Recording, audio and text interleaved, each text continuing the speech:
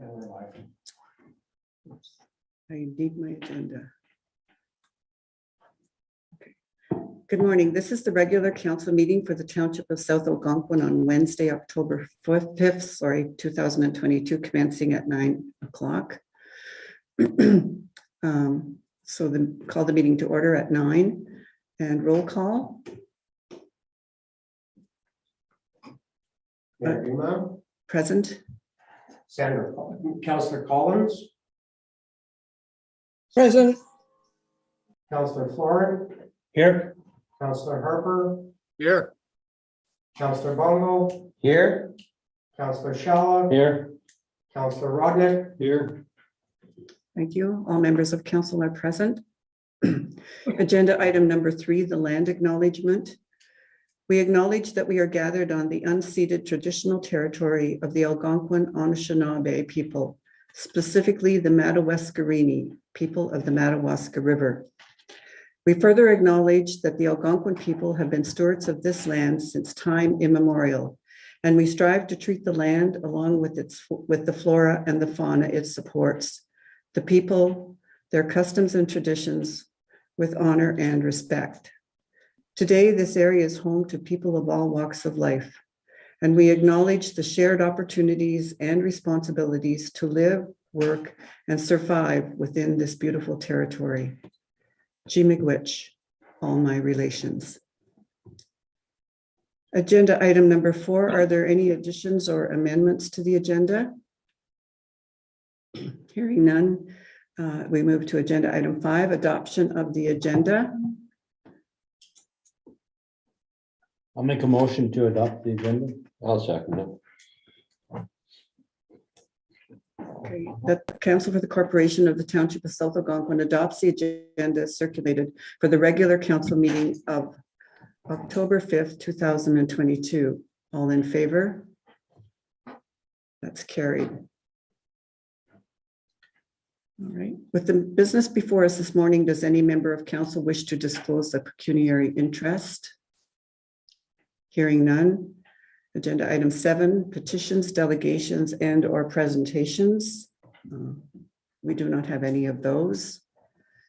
So agenda item number 8, excuse me, minutes of the previous meetings. And could I have a mover for the next resolution, please? I'll move it. Moved by Councillor Bongo, seconded by I'll second it. Councillor Rodnick, that the Council for the Corporation of the Township of South Algonquin adopts the minutes of the regular council meeting of September 7th, 2022 as circulated. Calling the vote. All in favor? Four. Opposed? That's carried. The next resolution, a mover, please. I'll move. Councillor Shalla, seconder. I'll second it. Okay, Councillor Florent was ahead of you, Councillor Collins, thank you. The resolution that the Council for the Corporation of the Township of South Algonquin adopts the minutes of the Asset Management Committee meeting of September 21st, 2022 as circulated. All in favor? Four. Opposed? That's carried. Thank you. We're at agenda item number 9, committee, staff, and council reports. And I believe. Sorry, Mayor Duma, can I stop you there? Can we, I see it wasn't added to the agenda about the public meeting for, it was missed. Can we go into that before we go into the minutes? Or into the committee staff reports? Okay.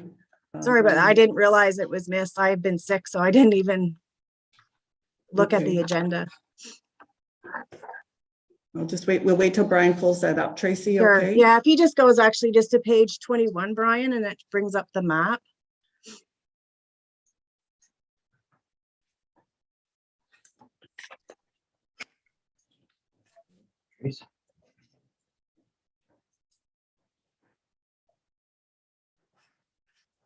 Okay, that's perfect.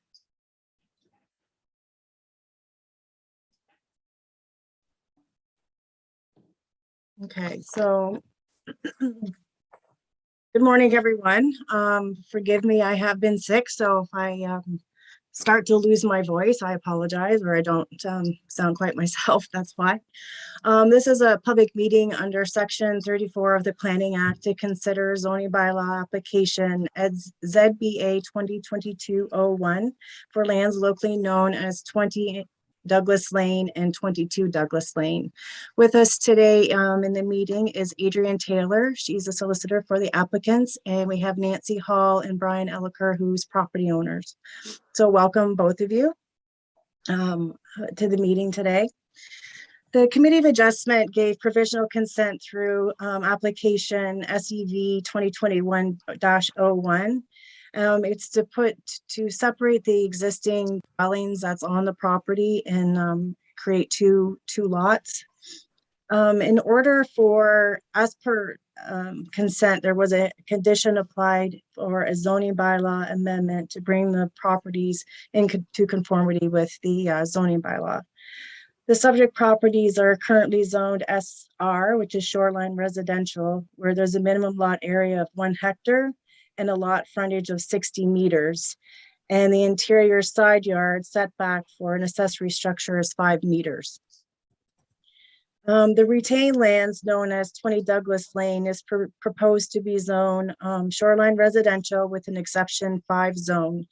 And the proposed severed lands known as 20 Douglas Lane are proposed to be zoned SR exception 6 zone, where for the retained lands, it would reduce the minimum lot area from 1 hectare to 0.3 hectares and reduce the minimum lot frontage from 60 meters to 28 meters. For the severed land known as 20 Douglas Lane, it would be zoned in exception 6 shoreline residential that would reduce the minimum lot area from 1 hectare to 0.3 and reduce the minimum lot frontage from 60 meters to 28 meters. And it will reduce the minimum interior side setback for accessory structure that's currently on the property from 5 meters to 2.1 meters. Does anybody have any questions or comments? I'll go to the applicants first. Would you like to comment on the application? Adrienne? No comments other than just to point out that the frontage that we have, so reducing it from 60 meters to 28 meters. In fact, that frontage is on Douglas Road, which is not even a traveled road. So Douglas Lane actually cuts through the property. You can see it's laid out on that sketch as part 2, and then to the left of that, part 1 on plan 36R 13113. So the lane itself that gives access to the property actually cuts through the property. So that's the real frontage on a traveled road versus the frontage that we're addressing here, that 28 meters is actually frontage on a road that's not traveled. But that's just wanted to bring that to the attention. And it also has frontage on Hay Lake as well. So there is Crown land between the property and Hay Lake, but of course, Crown land being public land, you can cross in order to access Hay Lake.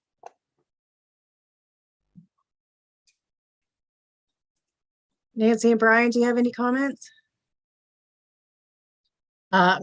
No, I don't think so. We're very appreciative of the support we've had going through this process. It's been, yeah, we've appreciated the help. Thanks, Tracy. Oh, you're welcome.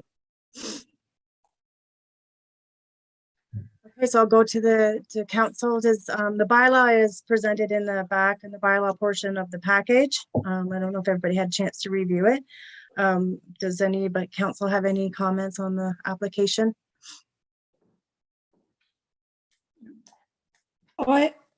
It's Councillor Collins here. The lawyer here just said that Douglas Road, that both parts have frontage on, is not a travelled road. It's not a municipality maintained road. Is that correct? It's not a maintained road, no. They do have frontage on Hay Lake.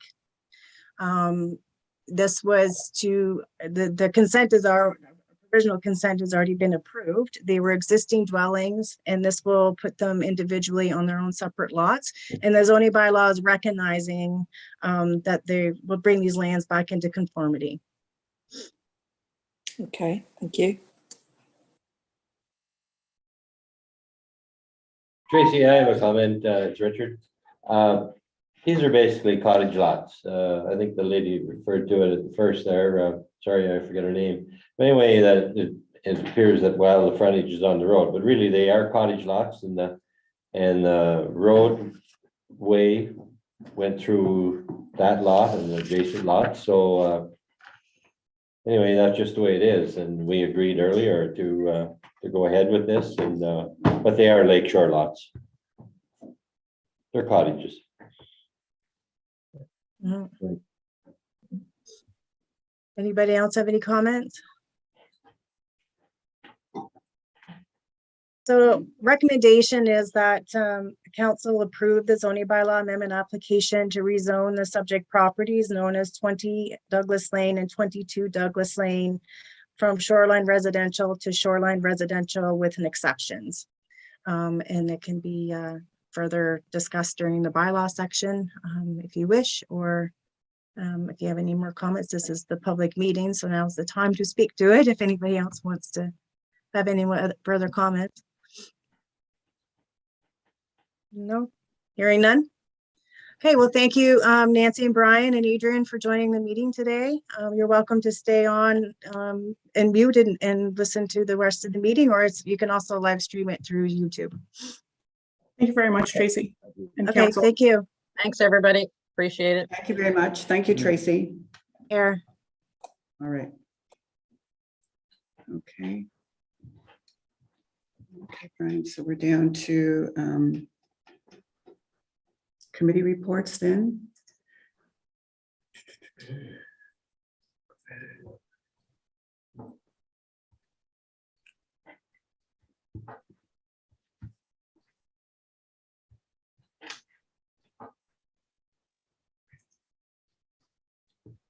Okay. So.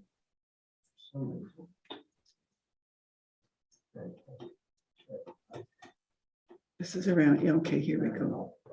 All right, fine. Do we have Chief Collins on? Oh, I see him. Okay, Chief Collins, we're at committee and staff reports. So the monthly fire report to council is up. Welcome. Good morning, everybody. So this is the report for September 2022. During the month, the training courses were undertaken at both Madawaska and Whitney Hall. So the 13th of July was July? I've obviously must have had a slight brain moment there when I wrote this. This is meant to be for September. 13th of September, the July training, the members at Madawaska Hall undertook the training on operating both pumps. This was critical to ensure that all staff were capable at any fire scene, being able to operate any of the pump equipment we had. On the 20th of September at Whitney, the Whitney members undertook training on their own new pump machine. They'd already felt they were adequately trained on their existing equipment. I have received confirmation that I have got one place allocated to us for the Fire and Life Safety Educators course, which starts in December. It's a course that allows both public education, fire prevention talks and things like that. I've also received confirmation that I have 2 instructors places on instructors coursing starting in March 2023, which is also very handy for the budget. It spreads my courses. And Deputy Chief Tom will be attending a wildfire strategies and tactics course actually next week. The calls throughout the month of September, at least I got the date right this time. 3rd of September, Madawaska, there was the Bark Lake suspected wildland fire. Eventually, the location was traced by the AFFES helicopter, and it was traced to a large brush pile being burnt on a private lot along Highway 523. And I've sent a letter informing them of our bylaws, and hopefully that won't happen again. On the 5th of September, Whitney received a call to the RV fire sanitary station at Algonquin Park. There was an RV on fire. 5th of September also, I received a report of smoke spotted in the location of Pete's Pond. I went there on my own and found that an old campfire had just been left smouldering away. There was no one in attendance. I managed to put the fire out and fortunately left all the other members sitting at home enjoying their Sunday afternoon. 10th of September, there was a solo motorcycle accident where the motorcyclist left the road on Highway 523 and sustained head and neck injuries. The Madawaska team attended, secured the scene, secured the casualty, and eventually he was airlifted by Orange off to Ottawa Civic Hospital. 15th of September, Madawaska Dawson Road did an inspection with the building inspector regarding a possible fire hazard at the scene. I'm very happy and pleased to report there was no fire hazard at all. And that was reported back to the Works Department. 20th September, there was an active smoke alarm in Madawaska, which turned out to be a false alarm. And I spoke to the people there and advice was given. The biggest event for the whole month of September was September the 27th at the Madawaska landfill site, when the Madawaska team successfully staged a cottage fire scene for the movie that's been in production in the township over the last month. It was their final night of filming, and I understand it was also the final scene of the movie. I'm pleased to say that the equipment and the staff performed brilliantly, and the movie company were extremely happy with our participation, and they anticipate letting us know the name of the movie because it's changed numerous times during its production, and actual airing date. But don't hold your breath. They're expecting that not to be forthcoming until this time next year. Complaints and concerns. I had a concern during the month of September. Our radio pager system failed us 3 times. It's an ongoing fault, been traced to the Bell line, but Bell are unable to permanently repair it at the moment due to problem accessing the brake area, as it's a Hydro 1 fault that's left the whole ground area energized and they can't enter the area. I keep testing it, and although they tell me they put in a temporary measure that kept failing, excuse me, when I've done a recent test, the system seems to be working now, but it's a situation I'm aware of, Bell are aware of, and we do have a fallback system. The radio pager system is not our only method of calling out the staff. They also receive texts, emails, messages, and an app on their phones also lets them know.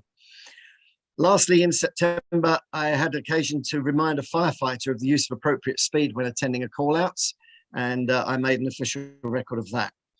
Correspondence received, I've submitted an application for a training grant towards future costs of implementing the new Ontario SEAL training program. I'm in the process of obtaining quotes for vehicle exhaust extraction equipment at both fire halls in preparation for the 23 budget. I'm delighted to say the Madawaska Pump House project has now been fully completed, and so has the Whitney Fire Hall remote control doors project also completed. The dry hydrant project is almost complete. I understand there's a couple more items left to be fitted in the next week or so.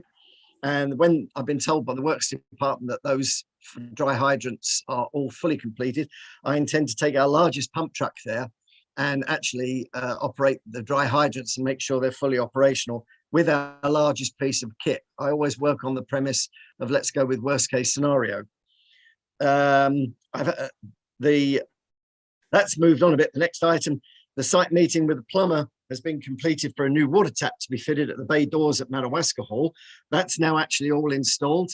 And on Monday, I took delivery of the new pressure washer to save us having to manually move a small mobile one around, which is never in the right place when you want it.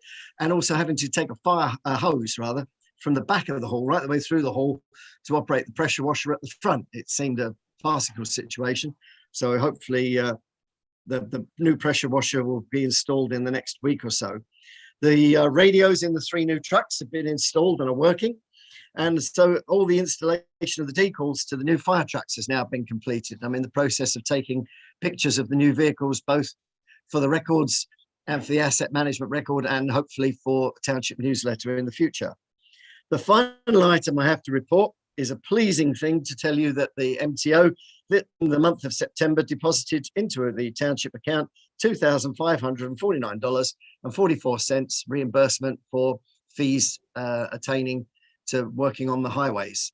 Does any councillor have any questions? Councillor Bongo here. Councillor Bongo. Yeah, I recall from the previous fire report, there was a report of a brush fire that was without a permit. And then we're finding out again over here, and this one's very concerning because it was linked to a small wildfire. Do you have plans to broadcast any kind of educational notices about burn permits in the near future, seeing as how we've had 2 of these incidents?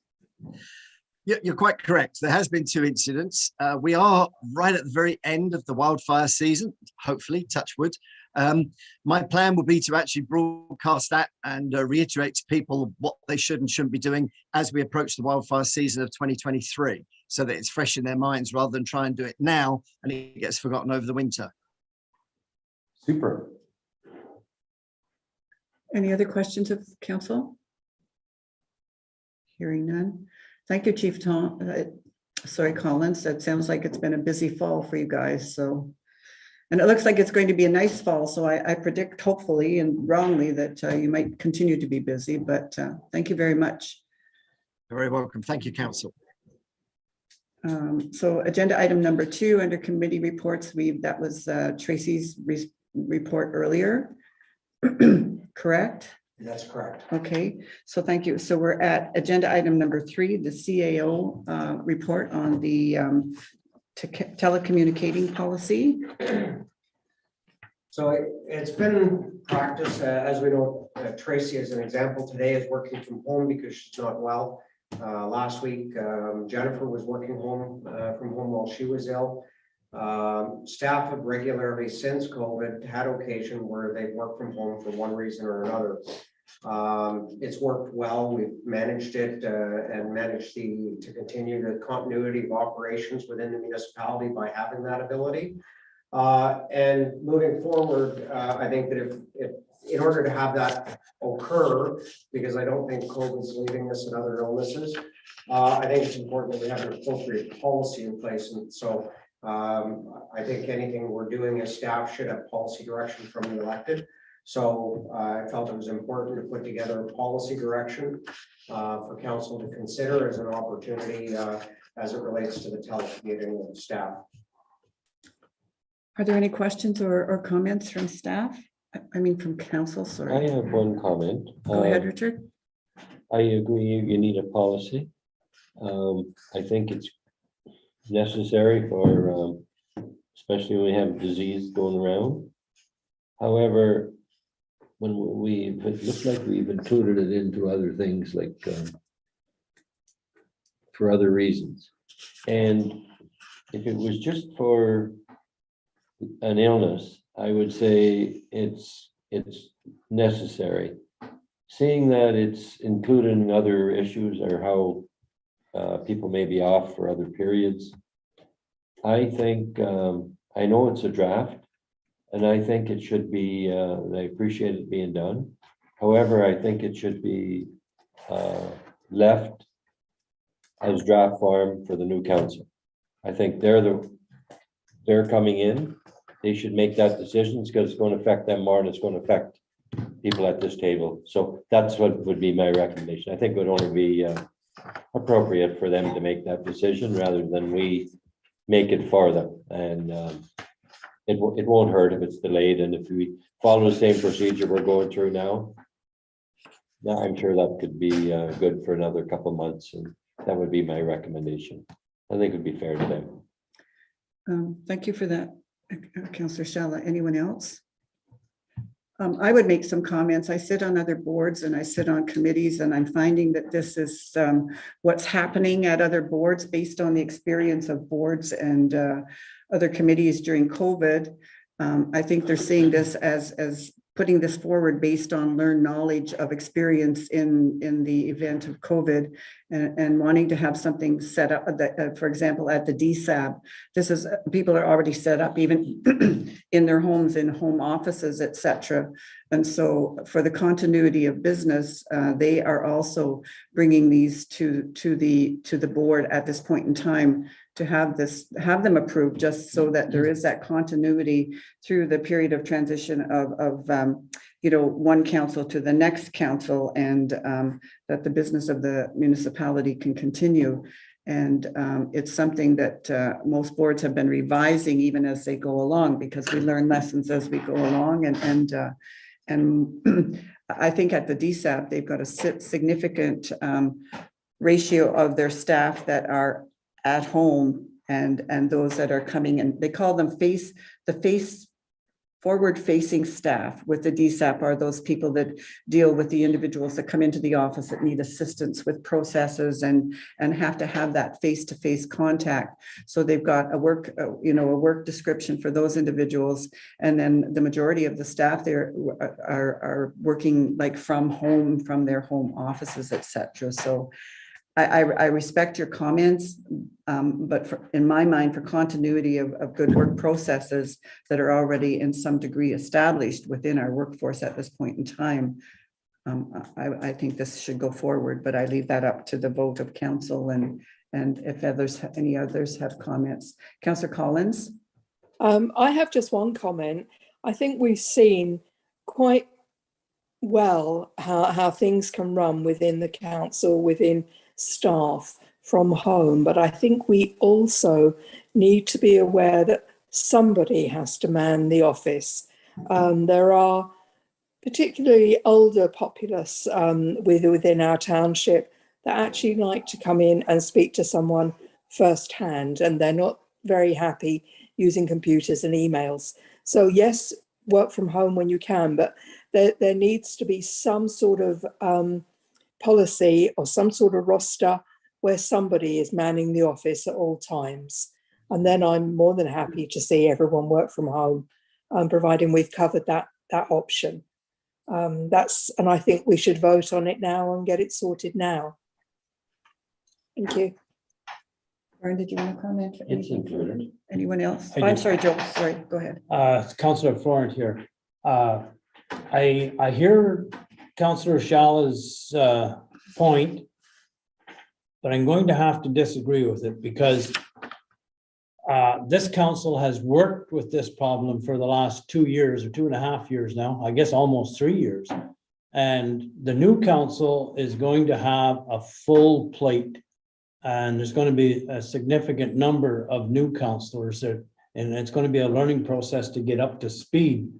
And without having worked through on council through this COVID to have firsthand experience, I think this council is in a better position to make the decision than a new council. I'm just afraid that there's going to be a lot of items coming to the top of the list for the new council. And I'm afraid that this one might get shoved down as seeming to maybe to be less important. I'm going to agree with Jane that I think we should be voting on it now. Anyone? I appreciate what you're saying, and I can see your point. I just thought that was it was just because it wasn't going to affect us. That's the only part, and that it was more to do with them, with the next council. But and also I believe that the report has already talked about what Sandra was talking about. Front-facing Yeah, staff, yes. Oh, yes. It's already included in there. Yeah. So anyway, you know what? That's why we have a meeting, and that's why we discuss it. And I appreciate your comments, and I can see both sides. Okay, I think if it was absolutely egregious to a new council, they could just rescind the bylaw. true. I'm not sure of the process, but I think that's possible. Anyway. I think they would appreciate that it's in place. Councillor Bongo? Yeah, my comments is that I am prepared to vote on this policy today. And I think that this policy is great because it represents us as a modern organization. I think that this policy will also help with employee retention and attraction as well, because this kind of remote working flexibility is important to a lot of workers in today's labor force. And ultimately, as it has been proven, working from home is productive, and we have all of these amazing technological tools at our disposal, and let's use them. Let's empower our staff. And I think just having it all written down in a policy, the way that it's been presented to us is great. It's fantastic. That way there's an even playing field, and that will help our management gauge and make sure that our workers are using their telecommunication rights responsibly and effectively. And if somebody is dishonorably acting and using telecommunication as a means of taking vacation, then we can always use this policy as a way to monitor that. So I applaud this work that's been put into this, and I am prepared to vote on it today. I do see Councillor Shala's point of view, although I do like the way that Councillor Florent phrased it, in that we have been very we've been in the thick of the pandemic here, this council has, and we've got firsthand experience dealing with telecommunication, and I say we champion it. Thank you. Councillor Rodney? Well, so I agree with both Joe and everybody, and I see Richard's point too, but I also was involved working for the financial institution. I started working from home like about 3 years prior to COVID. And there was a few other people in our department that were also doing that. And it was, I find this policy very thorough and covers everything that we could need. It just gives us the proper flexibility to, like as Mongo said, to work in the modern world. Because there are various reasons why somebody may want to work at home, weather or, some other type of situation other than just pandemics. Okay. Well, thank you for that fulsome conversation, and we will have the vote on this item later on in the agenda. So thank you very much. Are there any councillor reports? Councillor Florent? I'd like to bring a few things forward from the Recreation Committee. They are having a fall cellular wares, although for some reason I don't have a date down here for that. They are going to start their potluck meals again that they suspended because of COVID. They're going to have a Christmas one on December the 14th and see how that goes, and then decide on the outcome of that, whether to continue it again or not. There is going to be a Halloween party on October the 30th at noon, and they're going to have pumpkin carving and hot dogs for the kids. There's going to be a Christmas party for the kids on December the 11th. The Recreation Committee is going to be involved in the Angel fundraising with the hospital again this year, as they have in the past. It's been a very successful program for the Recreation Committee, and they raise a significant amount of money to donate to the hospital. It became very apparent that we needed some upgrades to the sound system in the community hall. It became apparent when we were doing the review for the official plan, where people at the front of the building couldn't hear the people at the back of the building. And the old system that we have there now is kind of antiquated and corded, so you're limited to the length of the cord for the mic. So they're looking at a new Bluetooth system. And my bad, I was supposed to check in Pembroke at Bob's Music to get a price so I could come to council with a suggested amount to enter into the budget for 2023. And I got to Pembroke and knew there was something I had to do and couldn't remember what it was.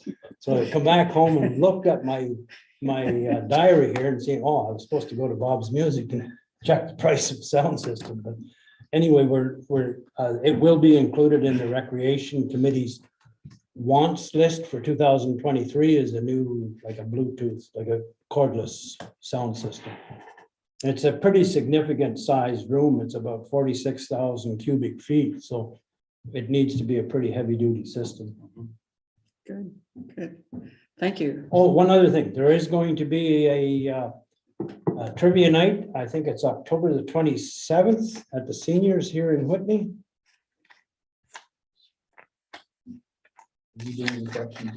And I will be hosting. Do I hear something underlying there? The good thing, Joe, was you forgot that what you went to Pembroke for, but you got home okay. That's what I'm finding. If I get home okay, it's been a good day. So remember to come away. The seniors in Whitney are not donating the proceeds of this to the hospital, which is their usual. They're low on funds and they need operating money themselves. So this is a fundraiser for the seniors.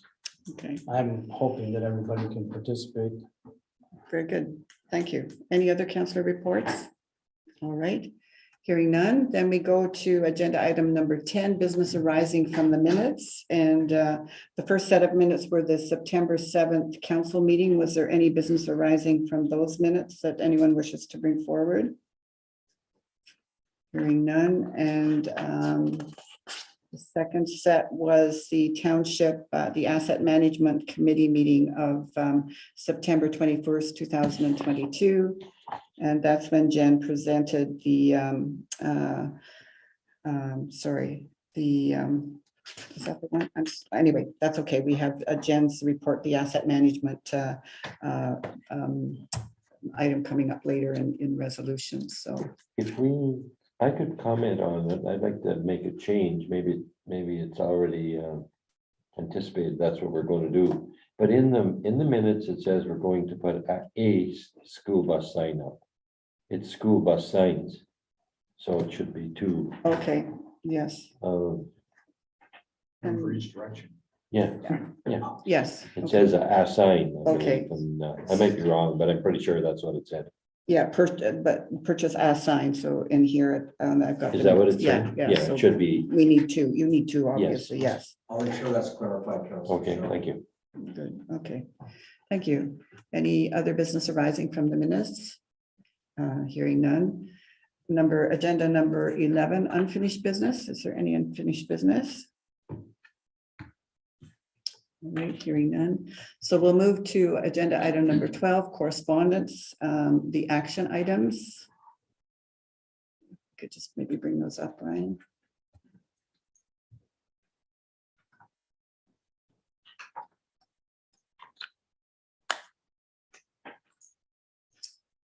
Okay.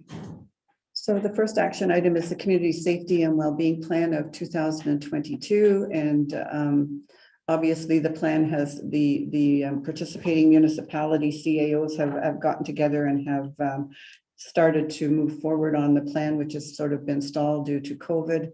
Brian, did you want to comment anything on that? I'm sure you were probably involved in this. The primary update to the plan at this time was the Township of Hoosier Valley, who had chosen not to participate in a community safety and wellbeing plan originally when we began the process. Since has had a change of heart and wanted to join our group. So Myrna went through and updated the plan and brought them in, and it was cost them directly to come into the plan, but they've now joined in, so the plan's been updated to reflect the addition of the Township of Hoosier Valley to the overall plan. Okay, thank you.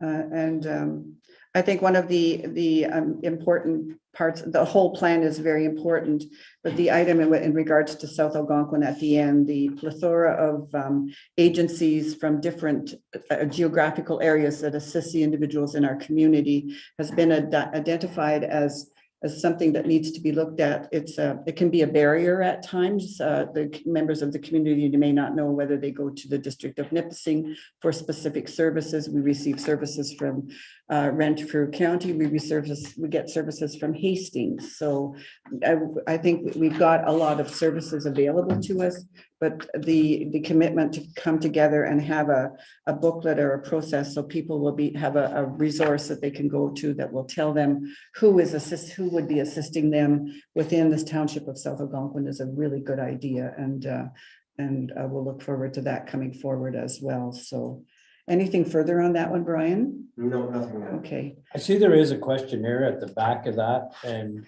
I would encourage our staff to push that questionnaire. I don't know how to do that, but I think we should try to get it out there that people do follow up. And it's hard to tell what people need or want if they don't tell you what they need or want. It's always good to get the feedback from the community for sure. And so, all right, well, thank you for that feedback. The second item is the letter that was included in your package from Jane, Luckasavage. I've got it here. I did speak to Jane because she mentioned in there that she had spoken to me and to be quite honest, I couldn't remember, and we touched base and we had a very good conversation. And she actually had spoken to me in regards to this, just in a passing conversation at the retirement party for Harold Savage when he retired as the clerk CIO from the township, and it was held down in the seniors. So we had a very good time reminiscing about that. And I think what I would suggest, and there is a resolution in regards to this. She has a framed photograph of her father, Philip Roach, who was the first mayor in the township of Erie. And she would like to ask council's permission to locate it somewhere within the township office in recognition of the first reeve of the township of Erie. So that is there. We had other discussion, and she certainly made mention also as well that she thought it would be a good idea for the township to consider recognition of maybe the founding fathers or the individuals that were involved in the township of Erie. And I think that's something that could move forward into the new year. She's not looking for that to happen before the end of this term of council, almost thinking something in the summertime, when there are more people about, maybe tie it into an activity of something else that's happening into the community. And maybe the new council will want to consider, I think that consideration, if they want to recognize that evolution of the township of Erie into the township of South Algonquin. And just quickly, we have the 25th anniversary and homecoming for the township of Erie, and some of you may have seen these years ago. It was 1962, and it was the 25th anniversary of the township of Erie, and the council of the day came up with a celebration that happened throughout the community.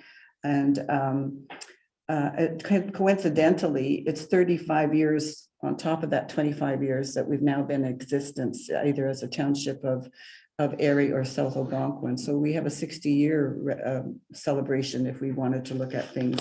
I have this because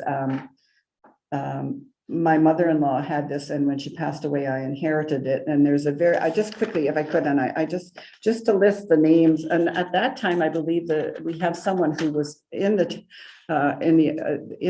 township of Erie, but I believe the elections were every 2 years. So it's quite interesting to see the list of individuals. There's a list in here of names of individuals who had sat in the mayor seat, and the names are let me see here. Okay, so these are a picture of Sean Conway presented engraved plaques to all reeves of the Erie Township, honoring them for their contribution to the village. And from left to right, these are individuals in the township of Erie that were mayors during this time frame up to this anniversary. Mr. Fritz Sorensen, Mr. Philip Roach.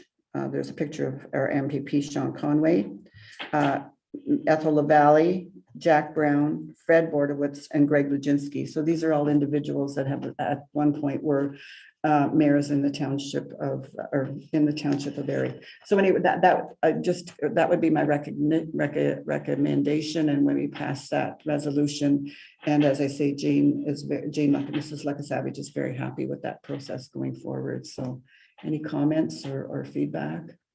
I would promote publishing that picture of all the former mayors together as well. And there is history in the unorganized area too. I happen to have a picture of the presentation from Minister Bernier, I think it is, when the local services board was formed in 1983. And I think it would probably be appropriate to post that as well, because it was the beginning of a formal type of municipal government.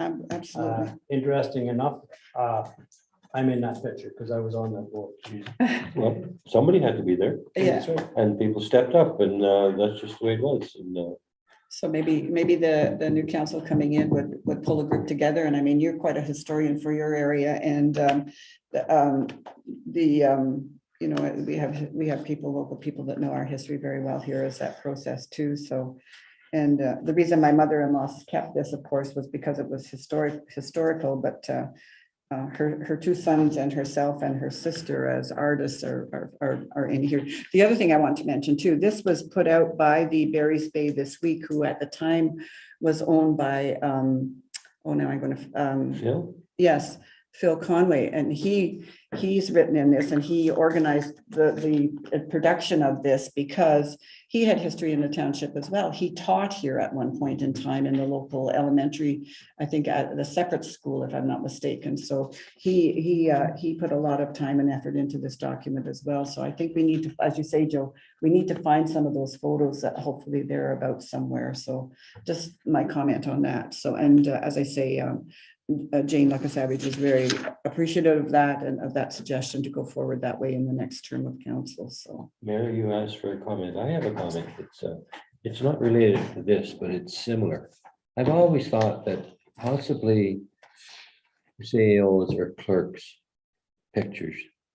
And I've seen that in another township office somewhere where they should have, there should be a spot there. You know what? There's council, but there's leadership yeah. afterwards, getting the message or getting the job done. And you know what? I think there should be, especially since amalgamation, if we, Good. I don't know what council would think. Maybe it's a discussion for a new council. Mhm.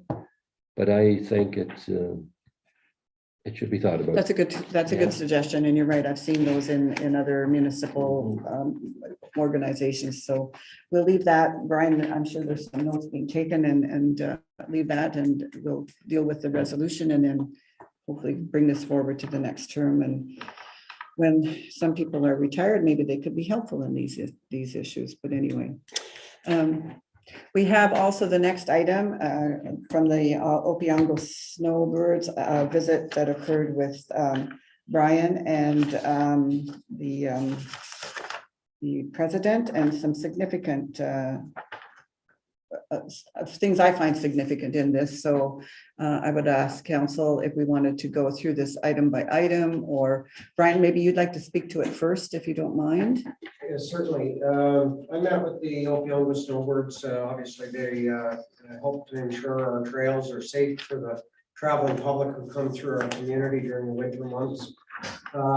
They've got some concerns they've listed. I did identify with them that many of these budget considerations are things that probably would be outside the scope of what we'd be able to undertake in the current year, that most likely they'd have to be things that were brought to the next council, but that I would bring their ask to council, and council could advise, whether they wish to move this forward to the next council as part of budget deliberations, whether they have something in there they think that they might be, they want to do this year or can do. I just kind of thought I'd bring it to council where it belongs for further direction. Comments from member of council? Go ahead, Councilor Bongo. Thank you. I definitely remember when this snowmobile organization approached us. I think it was two and a half years ago. And at the time they had a similar proposal, not specifically about these projects and initiatives, but they were looking for just general help to see what we could do to support them in their efforts to maintain the trail network system. At the time, we declined to offer any kind of assistance. Of course, as our township has a lot of infrastructure that we have to take care of, so managing our funds and our resources is a very tricky balancing act, because what do? Is it right for us to help maintain infrastructure that we don't actually own?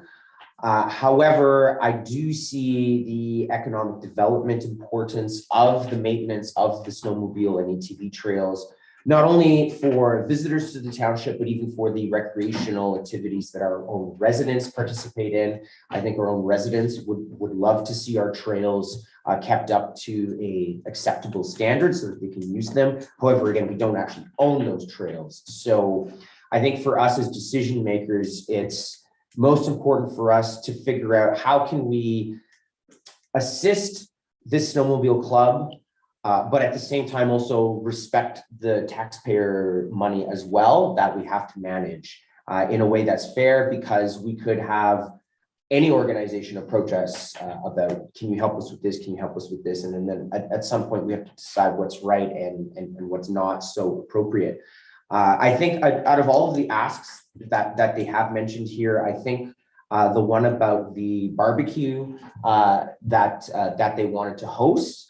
I think that that's an easy thing to approach. And I believe, Brian, if I'm not mistaken, they've been asking if we can allow them to use the Madawaska Hall in kind.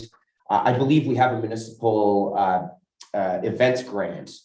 Could this snowmobile club apply for it? I actually have provided them Okay. with the municipal grant policy and Super. a copy of the application for them to be able to undertake a filing for consideration. Great. I think that's the easiest thing for us to help them with right now. And that was an awesome policy that was adopted not too long ago, and it's awesome to see that it's being used.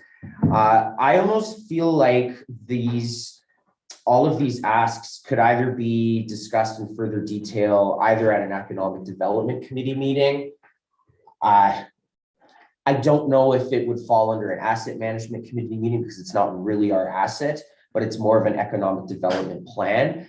If the new council were to create an economic development master plan, I wonder if in the creation of something like that, a certain allotment of funds could be created, which then the snowmobile club could tap into. I don't know if that's the most appropriate way for this to happen. Like they were asking if we could forgive the contractor for some disposal fees. I'm not quite sure how I feel about that at this stage. I would love to talk about it more. They also asked about rerouting the trail in Whitney so that it doesn't go over the main bridge on Highway 60, but rather through the neighborhood there. I'm not sure what kind of extra maintenance that would require our crew to commit to if that was a thing. But nevertheless, I think the most important thing is that we continue to communicate with the snowmobile club and we continue to show our support as much as possible. And in my heart anyways, I really do think that this conversation will take place in more detail at an ECDev committee meeting, where we can talk a little bit more about the details of if we're actually serious about putting up any kind of money as an ECDev initiative. Maybe that would be the most appropriate place to do that. Because of course, whenever we're managing public money, we have to do it very carefully because we want to give the public the confidence that we're doing it responsibly. Okay, And thank that's you. all I have to say about that. Thank you. I Anyone think else? we have, we've worked with them in a sense, or maybe in the sense that we worked with them, we've helped organize our township, our both communities.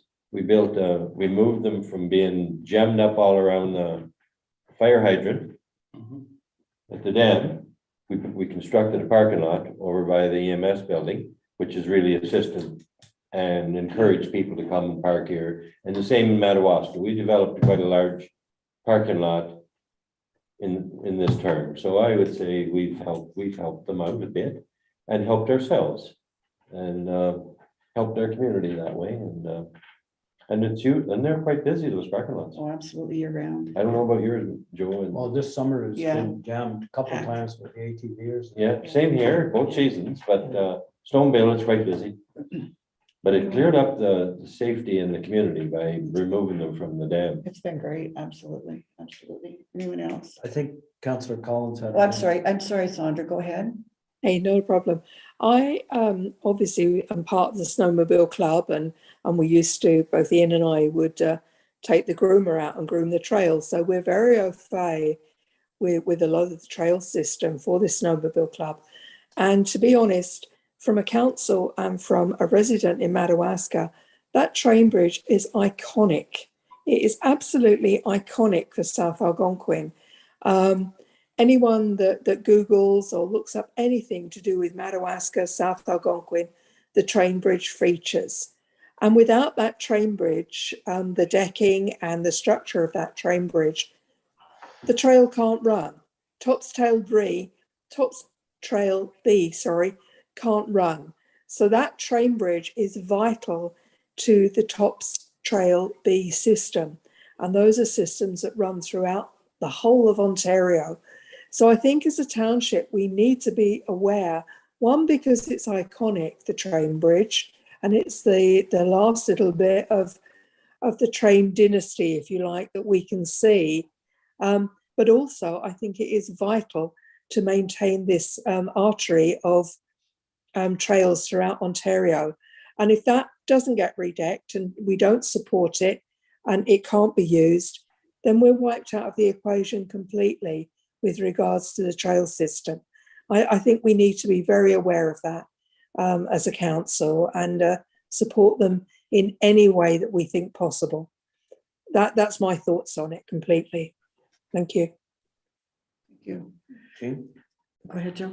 I agree with Councillor Collins about the importance of the bridge, and I think that we can assist immediately by waiving the disposal fee. Most of that material is burnable material, so it'll just be going in our shreddable material. It'll just be going in our landfill, and then it'll be used for cover. It's not going to take up any space per se in the landfill, so it's not going to cost the township any money. The other thing that I think I don't really think it needs to be acted on, but if it is, it should be the new council, and that's the rerouting of the trail in the community of Whitney by coming across the Algonquin Street Bridge and then either of a couple of different routes out to Highway 60 again. Because the township doesn't have any bylaw restricting snowmobiles on our township roads. I think they could go there if they want to, like there's nothing that anybody could do about it. Whether we actively promote that as part of the trail, I think might be a question for the next council. Okay, thank you. I have a question, and I'm not a snowmobiler, but I have heard, and I could have been informed incorrectly, but I was told that you have to buy a trail permit. And so we have a lot of individuals locally that use those trails, but we have, I think, probably on the weekends, the majority are not local travelers. They're probably from even out of the area.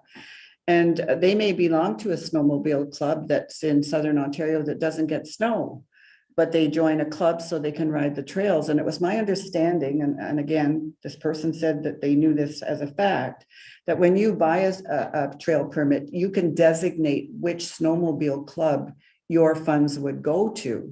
And if that was the case, then I think we could advocate locally, you know, with signs at where they park is it's register. How did they say that? Ride where you register. So if they registered in South Algonquin, their fees towards a snowmobile club would come to the Opiongo club because this is their area. And I think that bears looking into to confirm if that is correct or not. And then we could put signs at Madawaska parking area and Whitney parking area and say, did you know you can register where you ride and your money will come to this township and help us with the trails that we have here. So I think maybe, I don't know, Brian, if you could ask them that, if that's a fact or not. And that might be beneficial to us. So, because I look at you look at, you know, the trailers when they're parked and you see where they've been purchased and, you know, you sort of get a sense that these are people that are coming from far away to enjoy these trails year round. So anyway, so we have an item here then that will, how would we deal with this? Just a show of hands in regards to Councillor Florence's suggestion in regards to the waste from the item, or would we need a resolution? I guess a resolution for that, Brian? Yeah, I'll bring forward a resolution to our brief meeting in November. Okay. For that purpose, and I will check with the snowmobile club with regards to this register where you ride concept. I'm not a snowmobiler myself, so I'm not sure how that works.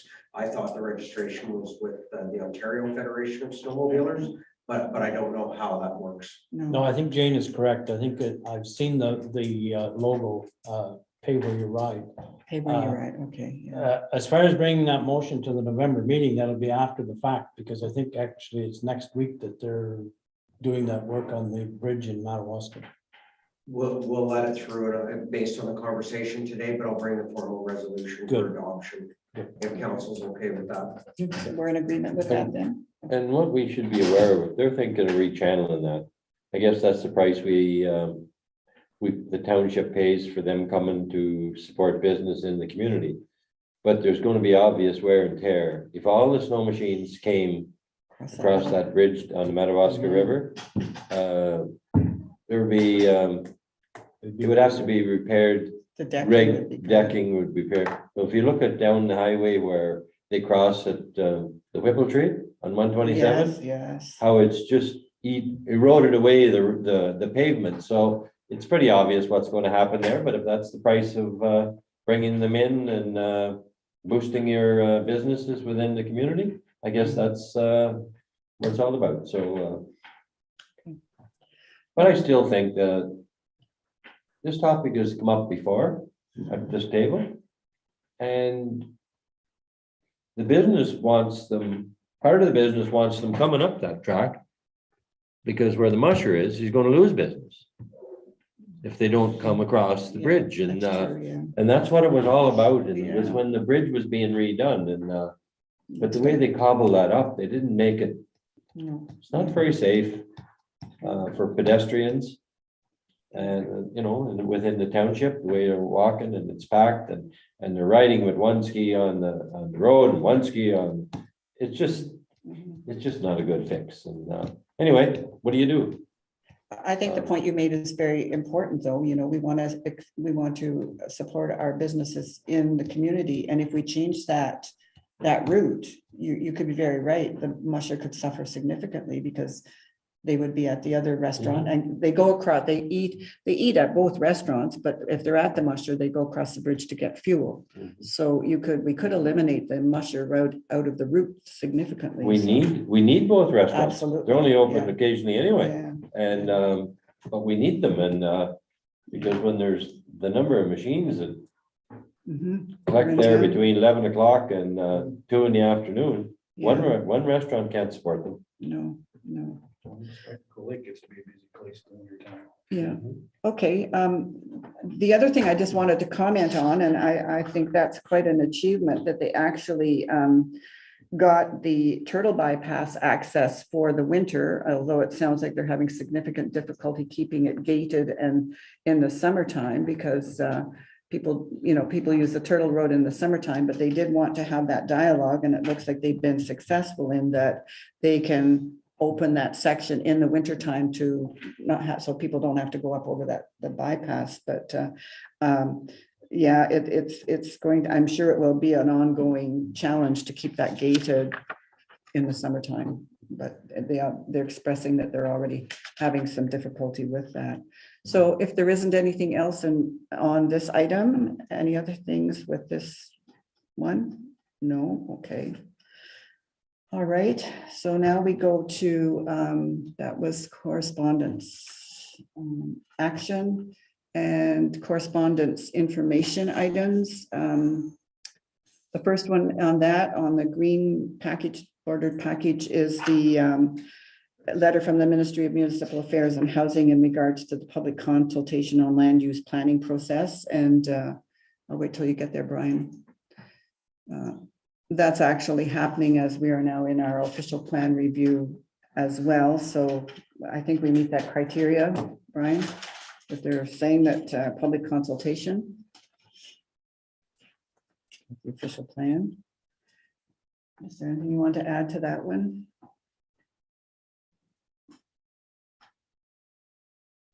And they're just advising us the need to consult, right?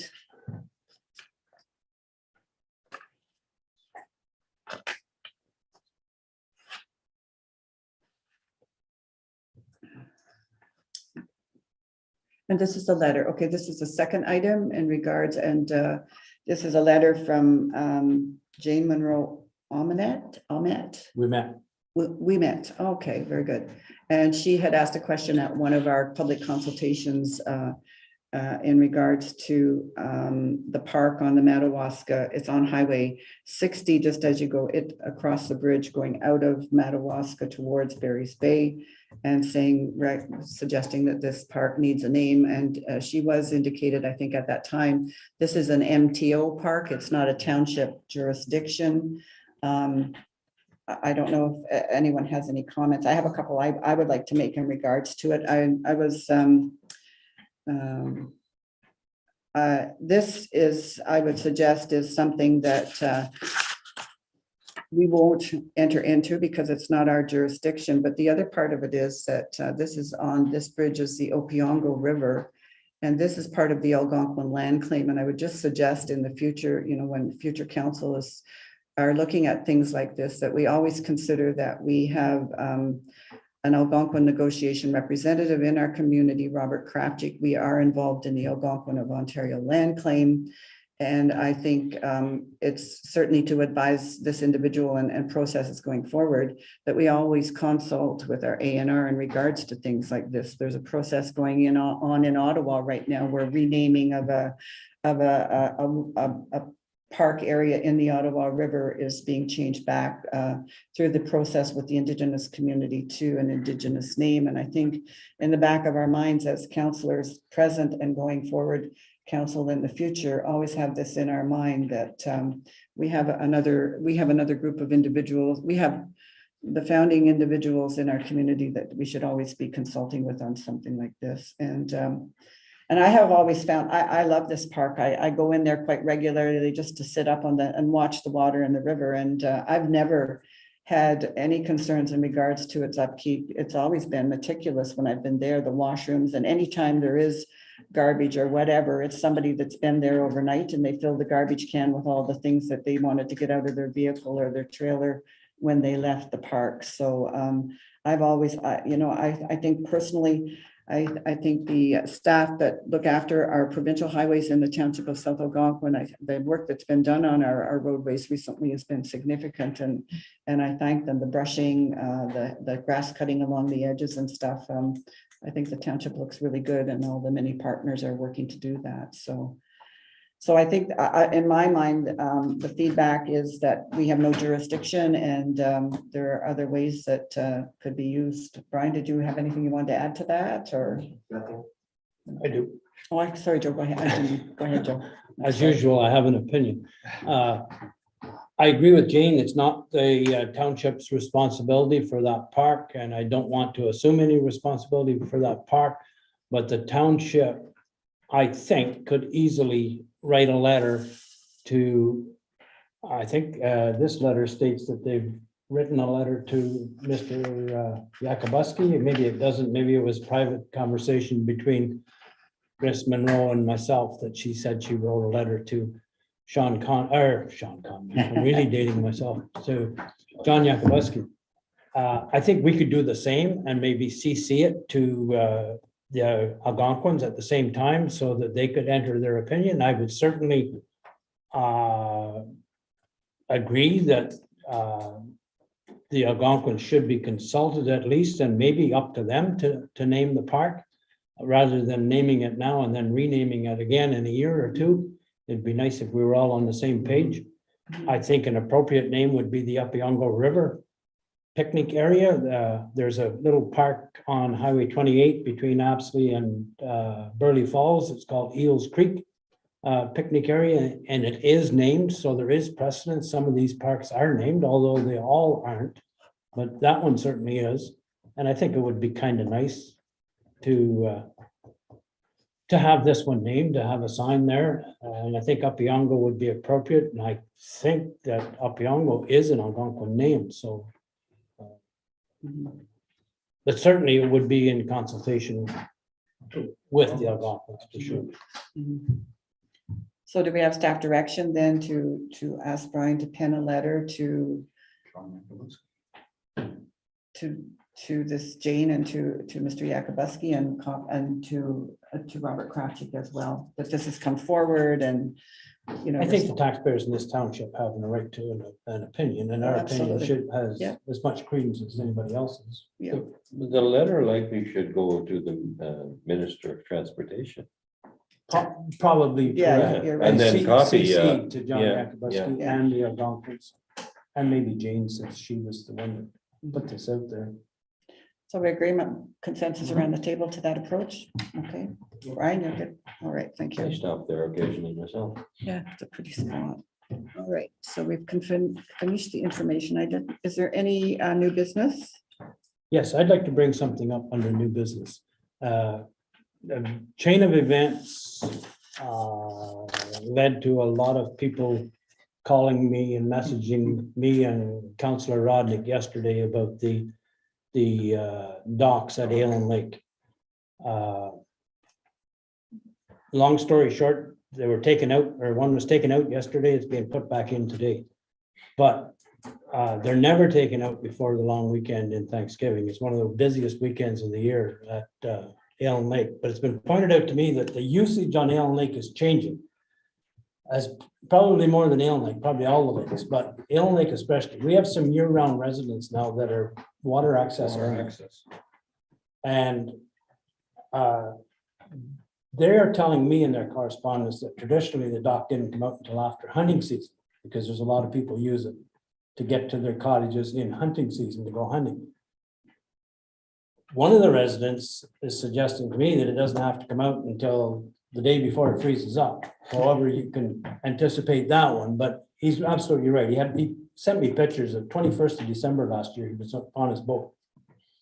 So he asked, they have to dock, like come ashore or like to go to town or whatever for supplies with no docks. So they risk running their prop into the ground because there's no place to tie the boat up before you get to the shore. You have to actually beach the boat to get out.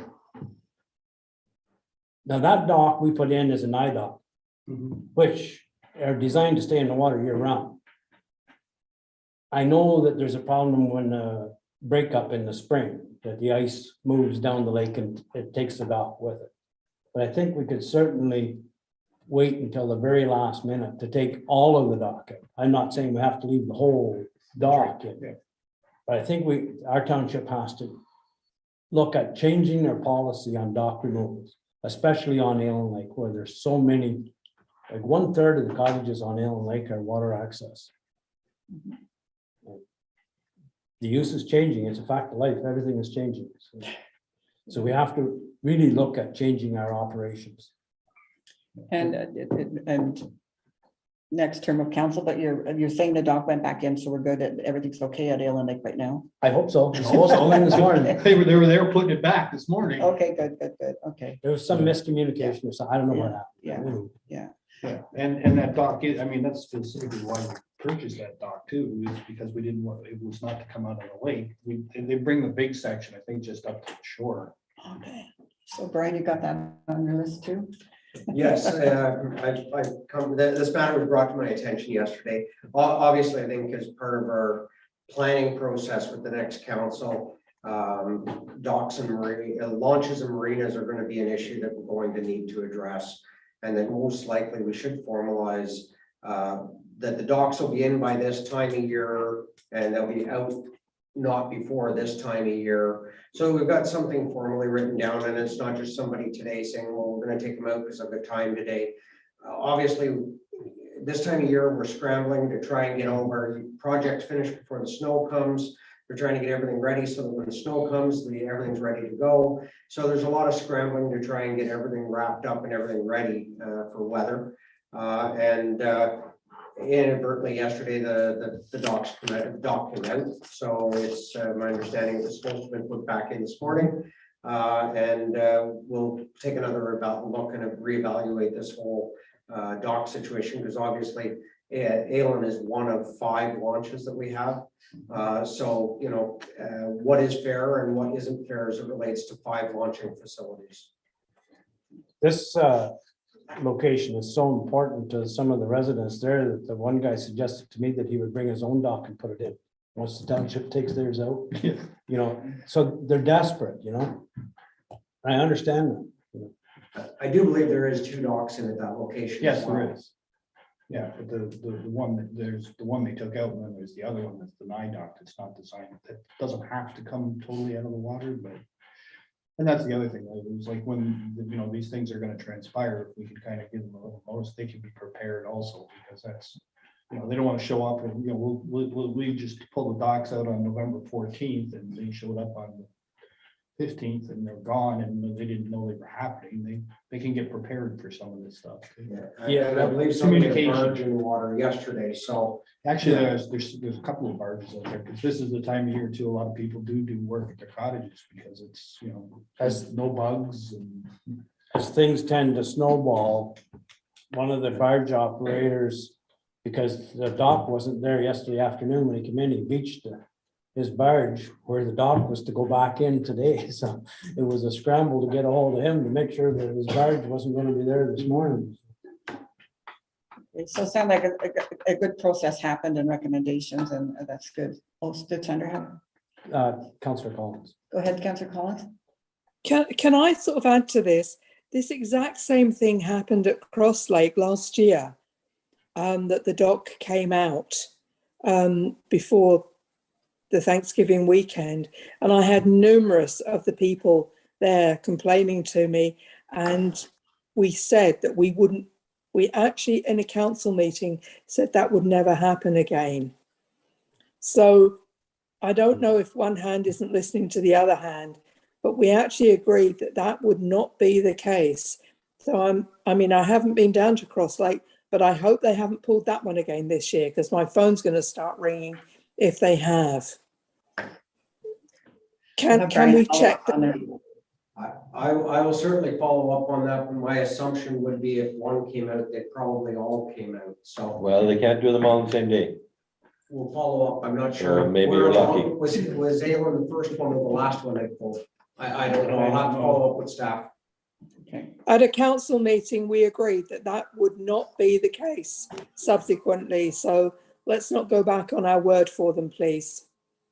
Okay, that will be looked into immediately after the meeting. Thank you. All right, anything else? Okay, so we're at agenda item 15, the motions of council. Okay, so the first motion, could I have a mover? I'll move that.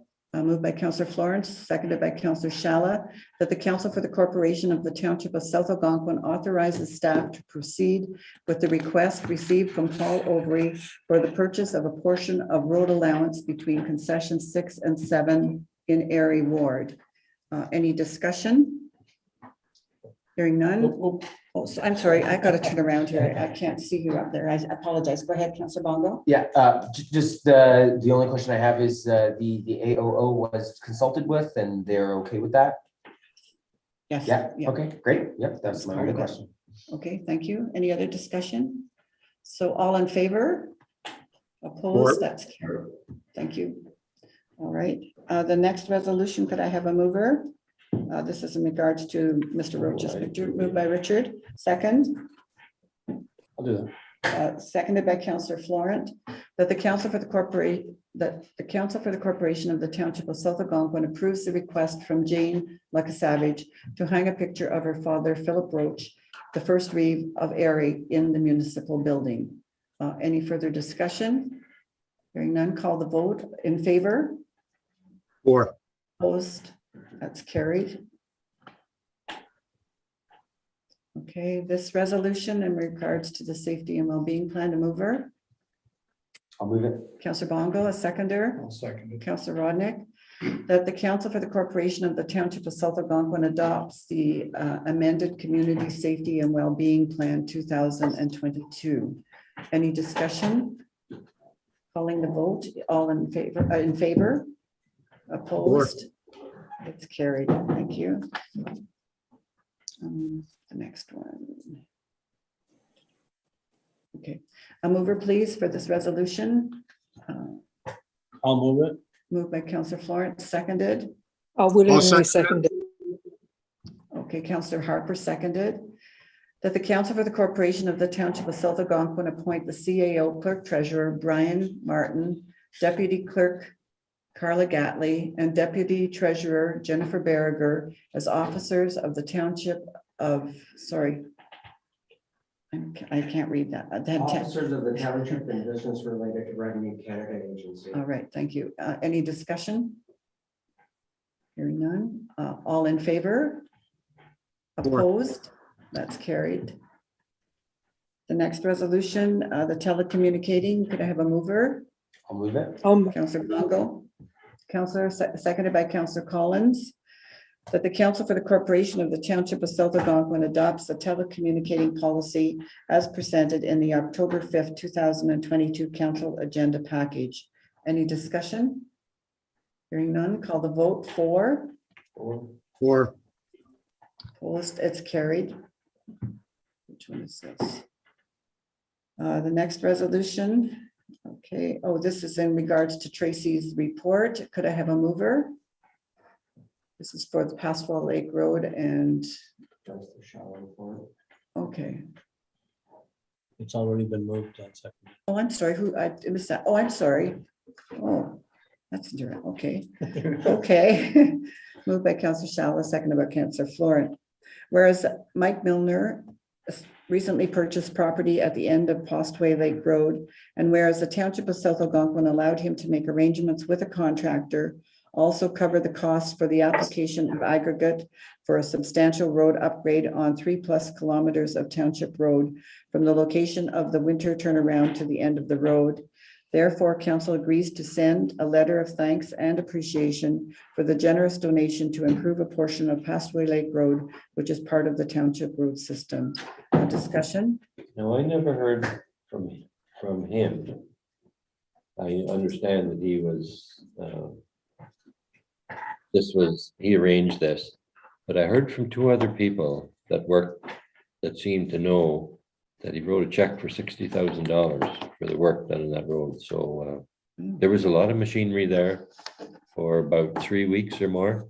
So Wow, The figure I heard was 60,000 as well. it's amazing. I remember that road from the road tours. That's the only road back in the woods of South Algonquin that I remember. And I think I need to do a drive-through now. It sounds wonderful. Well, that's excellent, and we thank him very much for that. It's very much appreciated. So any further discussion? Calling the vote in favor? For. Opposed, that's carried. Thank you. Okay. And this one is the, okay, mover for this resolution. Is that yours, Joe? No, but it can be. Okay, seconder? right here, I thought Richard? it should be there. Okay. Moved by Councillor Florence, seconded by Councillor Shala, that the Council for the Corporation of the Township of South Algonquin supports the resolution received from the town of Kingsville, resolution number 336-08292022, that is in opposition to Bill 3, the Strong Mayors Building Homes Act. Okay, on discussion? I think this bill was designed to give the mayors of large cities power. The fear is that it will trickle down and eventually include everybody. And really what it was saying is there would be no point of council. Yes. And that's what I read when I read, and I thought, we gotta get that on the table. Because no, it's just, we're a team and it should be a team decision. And just from having been at AMO, Councillor Bongo and I sat there while Premier Ford clearly indicated to the people in the audience, of which there was about 2,300 of us in attendance, that if you want these powers, you just have to ask.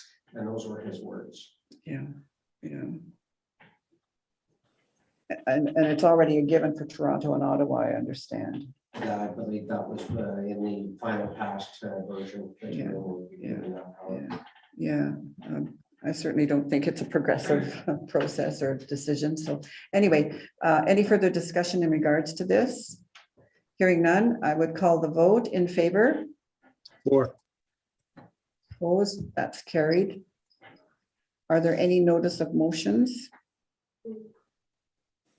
Hearing none. Okay, so we're at bylaws. Could I have a mover for this first and second reading of this bylaw? I'll move that. Moved by Councillor Florence, seconder. I'll second it. Councillor Harper. That bylaw, moved by Councillor Florence, seconded by Councillor Harper, that bylaw 2022-723 being a bylaw for a zoning bylaw amendment. Number 2, bylaw 2022-724 being a bylaw to adopt tangible capital asset policy revision. And number 3, bylaw 2022-725 being a bylaw to confirm the proceedings of council, be read a first and second time and deemed read, be read a first time and be deemed read a second time. Calling the vote, all in favor? For.